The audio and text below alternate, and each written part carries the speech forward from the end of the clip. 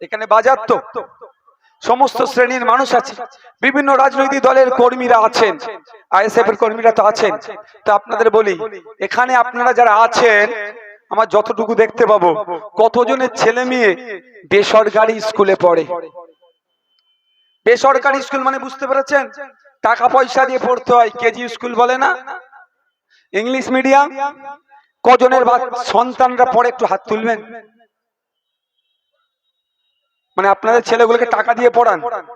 Primary স্কুলের কথা আমি বলছি না, কিন্তু সরকারি প্রাইমারি স্কুলের কথা বলছি না, যেখানে মিড ডে মিল দেওয়া হয় তার কথা আমি বলছি না। কোথায় বলছি?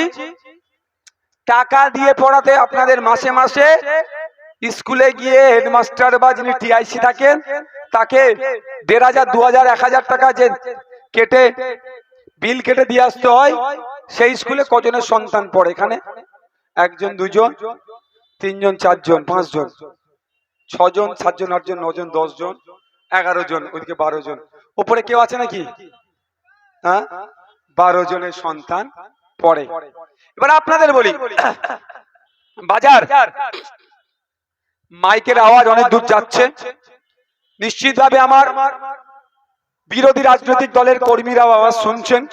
সবার উদ্দেশ্যে বলছে, আজকে বাড়ি যাবেন, বাড়ি গিয়ে বাচ্চাগুলোকে রাখবেন। ক্লাস 3-তে পড়ে, 4-এ পড়ে, 5-এ পড়ে, 6-এ পড়ে, বাচ্চাগুলোকে ডাকবেন, বলবেন বাবু তোর নাম, 6-এর বাচ্চাকে ডাকবেন, তোর নাম, তোর বাবার নাম, তোর মায়ের নাম, কোন ক্লাসে পড়িস, স্কুলের নাম কি, ঠিকানাটা কি, ইংলিশে লিখে দিতে বলবেন। 100টা বাচ্চার মধ্যে 90টা বাচ্চা দেখবেন কি সন্তান, আপনার সন্তান ফেল করছে। ক্লাস 3-এর বাচ্চাকে ডাকবেন, ক্লাস 4-এর বাচ্চাকে ডাকবেন, অঙ্কের বইটা খুলে দিন, গণিতের বইটা খুলে দিন।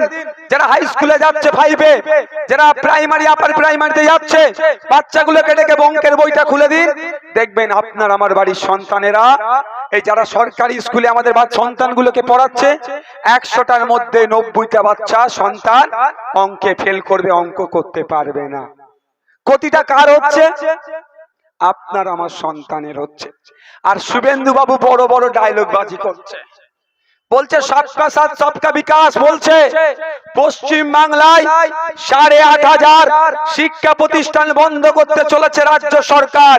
এই 8,500 শিক্ষা প্রতিষ্ঠান কোথায় কোথায় আছে?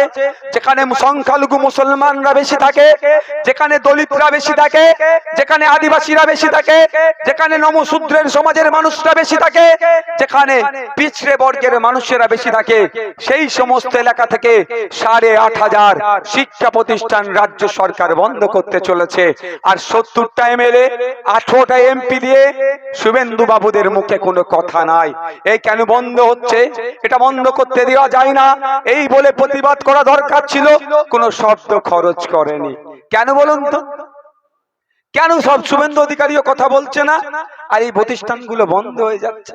আমি এখানে দাঁড়িয়ে বলছি, চলে যান আজকে শাসক দলের নেতার কাছে, বড় বড় নেতার কাছে, যে দাদা আমাদের যে ক্লাবটা আছে তার মাথায় চাল নাই, টিনের চাল, চালটা উড়ে যেতে পারে, ঢালাই করব, টাকা দিয়ে দেবে। আপনি গিয়ে বলুন, দাদা আমাদের যে ক্লাবটা আছে সেই ক্লাবের টিভিটা খারাপ হয়ে গিয়েছে, 52 ইঞ্চি এলসিডি কিনে দিয়ে দেবে। আপনি বলুন, দাদা 10,000 টাকা লাগবে ফিস্টি করতে, 12,000 টাকা দিয়ে দেবে, 2,000 টাকার মদ কিনে হই হই করতে বলবে। কিন্তু আপনি যান, সেই আপনি দাদাকে যে বলুন, দাদা আমি তৃণমূল করি, আমার বাচ্চাটা যে প্রাইমারি স্কুলে পড়ে সেই বাচ্চাটা গিয়ে চটে বসে, ওখানে টেবিল নাই, আমার বাচ্চাটা যখন স্কুলে যায় বোর্ড খারাপ হয়ে গেছে, চক নাই, ডাস্টার নাই, শিক্ষক নাই, দাদা আমি তৃণমূল করি, অন্তত আমাদের প্রাইমারি স্কুলটাতে শিক্ষকের ব্যবস্থা করুন। দাদা তখন বলবে আচ্ছা দেখছি, হয়ে যাবে। কিন্তু হবে না। কারণ কি বলুন? কারণ কি?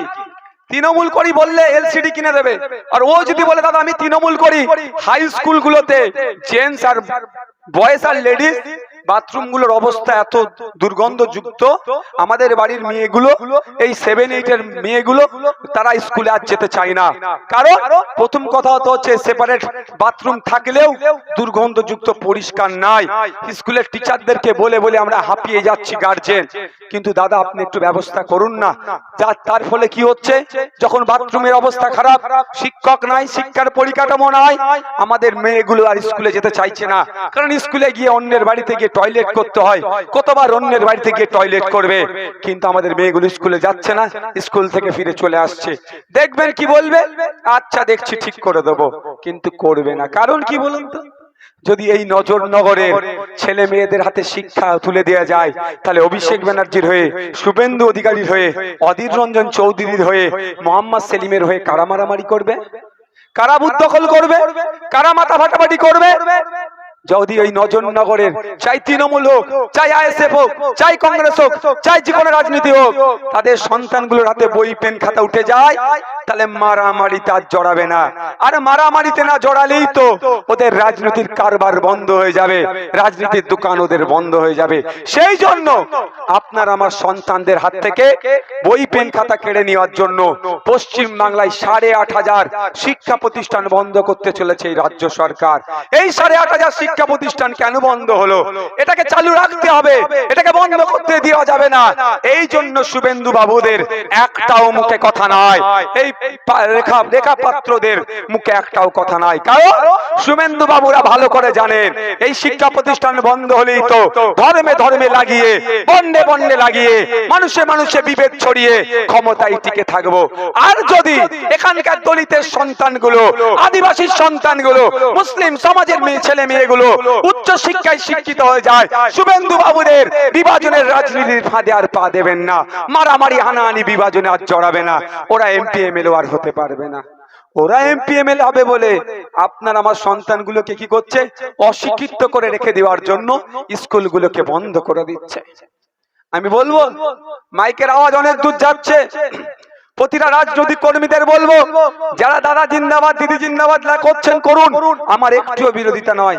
সংবিধান আপনাকে পূর্ণ স্বাধীনতা দিয়েছে, কিন্তু আজকে গিয়ে বাড়িতে আপনার বাচ্চাটাকেও, সন্তানটাকেও ডেকে আমি যেটা বললাম একটু চেক করে দেখবেন। দাদা জিন্দাবাদ দিদি জিন্দাবাদ করলেন, আপনার আমার দাদুরা দাদা জিন্দাবাদ দিদি জিন্দাবাদ করতে করতে মারামারি হানাহানি খুনোখুনি করলো, করে কেউ কবরে চলে গেল, কেউ শ্মশানে চলে গেল, কেউ জেল কাটলো, কেউ হাত পা ভেঙে বাড়িতে বসে থাকলো, দাদুদের পরিবারগুলোকে ধ্বংস করে দিল। এই দাদা দিদিরা মিলে আপনার বাবাদেরকে দেখুন, আপনার পিতাদেরকে দেখুন, ওই একই ভাবে দাদার নামে জিন্দাবাদ দিদির নামে জিন্দাবাদ লাগিয়ে লাগিয়ে মারামারি হানাহানি করিয়ে কি করলো, কেউ কবরে, কেউ শ্মশানে গেল, কেউ ধ্বংস হয়ে গেল।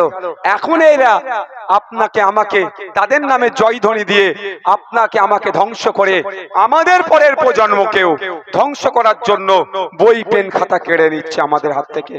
তাই বন্ধুগণ, আমি আপনাদের বলবো, একটু ভাববেন, ভাবার চেষ্টা করবেন। যেই দাদা দিদির নামে জিন্দাবাদ লাগাচ্ছেন, সেই দাদা দিদি কিন্তু আপনার হাত থেকে আপনার ছেলের ভবিষ্যৎকে ধ্বংস করার জন্য বই পেন খাতা আপনার ছেলের হাত থেকে কেড়ে নিচ্ছে। কারণটা কি? অভিষেক বাবু চাইছেন তার ছেলে তার মেয়ে যাতে আগামী দিনের লিডার হয়ে ওঠে। সেই জন্য অভিষেক বাবু তার পরিবারের দেখুন কেউ সরকারি স্কুলে যায় না, সব বেসরকারি স্কুলে পড়াশোনা করছে। আর আমাদের এখানে যারা উপস্থিত আছি, ম্যাক্সিমামের সন্তানগুলো কোথায় যাচ্ছে? সরকারি স্কুলের শিক্ষক নয়, লঙ্গরখানায় পরিণত করেছে। শুভেন্দু অধিকারীদের পরিবারের কেউ দেখবেন সরকারি স্কুলে পড়ে না, অধীর রঞ্জন চৌধুরীদের পরিবারের কেউ সরকারি স্কুলে পড়ে না, সিপিএম এর তাবড় তাবড় নেতা আছে, তাদের ছেলে মেয়েরা সরকারি স্কুলে পড়ে না। কারণ তাদের ছেলে মেয়েগুলোকে এই শুভেন্দু অধিকারী, অভিষেক ব্যানার্জি, মমতা ব্যানার্জি, দিলীপ ঘোষ, কুণাল ঘোষ, আপনার অধীর রঞ্জন চৌধুরী, এরা কি করছে? এদের ছেলে মেয়ে, এদের পরিবারের লোকজনগুলোকে বেসরকারি স্কুলে পড়িয়ে নেতা তৈরি করার চেষ্টা করছে। আর আপনার আমার পাড়ার কে তৃণমূল করে, কে বিজেপি করে, কে সিপিএম, কে আইএসএফ, কে কংগ্রেস করে, তাদের ছেলে মেয়েগুলোকে কি করছে? লাঠিয়াল বাহিনীর করে রাখবে বলে তাদের হাত থেকে বই পেন খাতাগুলোকে কেড়ে নিচ্ছে।